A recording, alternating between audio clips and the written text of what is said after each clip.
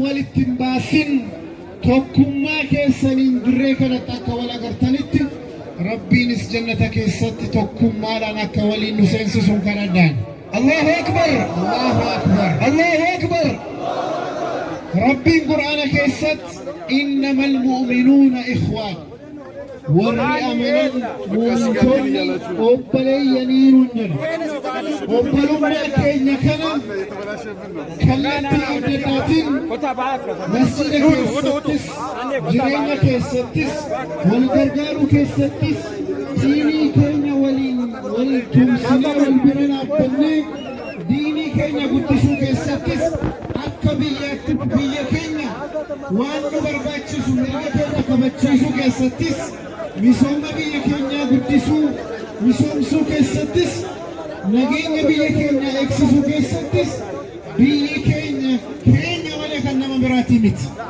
Allahu Akbar. Biyyi keenya kan warra taayitaarra jiranii miti. Warri taayitaarra jiran parsantii tokkoon gahan Itoophiyaa guutuurra. Allahu Akbar. Kanaafuu fedhii keenyaan buluu jarris qabu malee kan jaraati biyyooti jennee waa hunda jalatti bakka dhiifnu hin qabnu.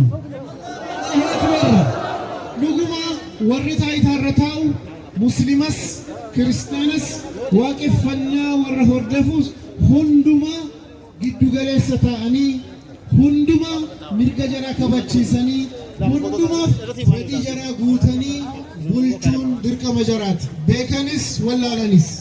Allahu Akbar. Kana keessatti akka ummata muslimaatti jimmarraa waltajjii kanarraa warra as jiranuufis warra magaalaa adda addaa biyyoota adda addaa karaa toora sooshaal miidiyaatiin nu dhagahaa jiru hundaafis kanan dabarsuu yeroo adda addaa waa'ee majlisaa yeroo kaafnu Ahmadiin Jabal majlisa keessaa waan addaa kophaatti hin qabu. Allahu Akbar.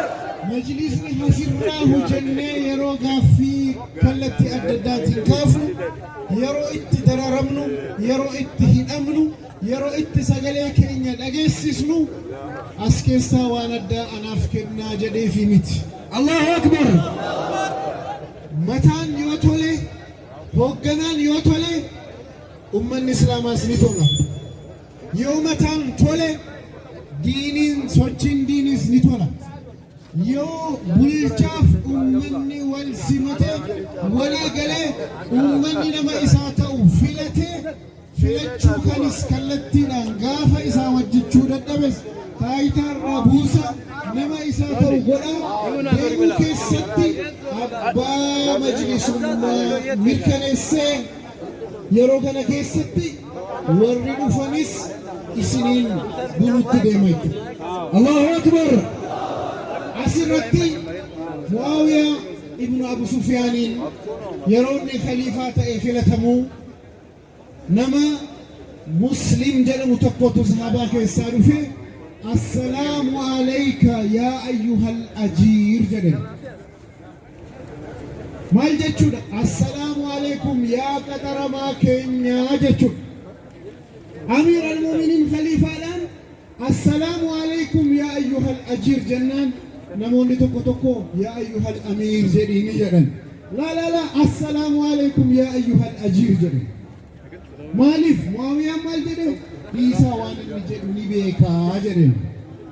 Hoogganaa jechuun majlisa namni hoogganu qaxaramaa ummata muslimaati malee muslimarra mataarra taa'e akka barbaade ummata muslimaatiin qabachuudhaaf.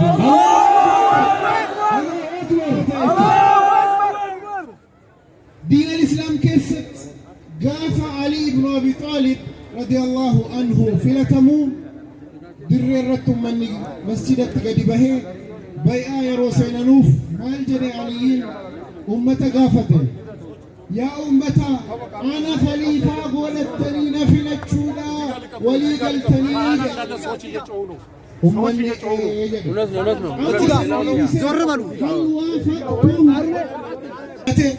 wanni hedduun furmaata argatachuu rakkina tokko hiikna jennee rakkina biraa uumuun nurraa yoomuu eegamu kana hubachuu dandeettii isaa goosaa dhiibbellee firatti agarsiisee Hatta biyyaadha masaraa mootii kaleessa jaalladhu qabne keessa dhufeenne isaanii sagalee qabne isaanii salaatatti kan salaataa jirru waan jibannoo keessanii waan baay'ee keessanii. Allahu Akbar! Allahu Akbar!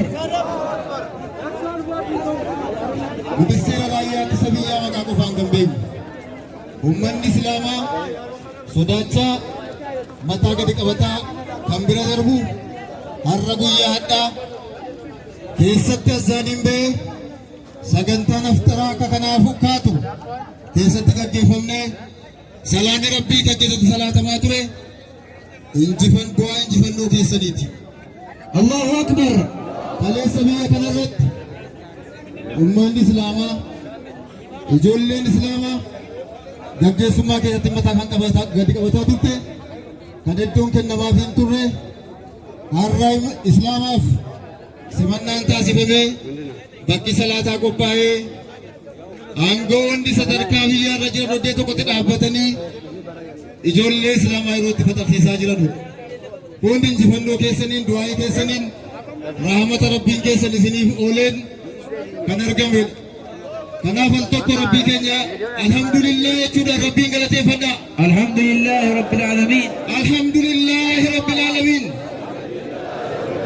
Egaa waan rabbiin keenya nutti tole niimaa isaa yoo rabbiin galateeffanne kanaaf humboota nuu guuta. Kanaaf ummanni keenya tokkoffaa irratti akkuma sila quraanaan darbaa ture tokkummaan keessan iddoo olaanaa qaba. Wal qabadhaa. Daandii isaa irratti walitti hidhamaa akkuma jedhe sana walitti hidhamuu qabdu. Tokkummaa keessan cimsuu qabdu. Bu'uurri waa hundaa isa waan ta'eef. Lammaffaa irratti Islaamni